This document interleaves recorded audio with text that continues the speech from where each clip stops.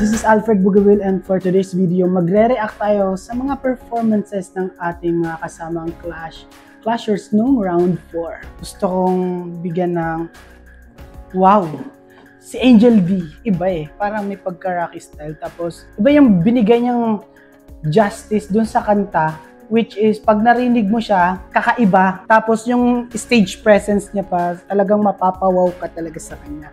Yung performance naman po ni Naya, bibigyan ko ng sad reaction, hindi sa negative na sad na Sad kasi sobrang nakaka-touch talaga ng performance ni Naya nung kailangan kita. Parang habang pinapanood mo siya, parang nanonood ka ng teleserye. Talagang damang-dama, tagos sa puso yung performance niya. Next naman, yung performance naman ni Molly. Bibigyan ko ng heart kasi yung kanta po na kinanta ni Molly na Hanggang sa Huli po, favorite ko po yun. Sobrang favorite ko na kanta ng SB19. Hindi ko akalain na kakantahin niya din yun. Kaya I'm so happy na kinanta niya yun kahit hindi ko nakanta. Kaya pupusuan natin yan na sobra.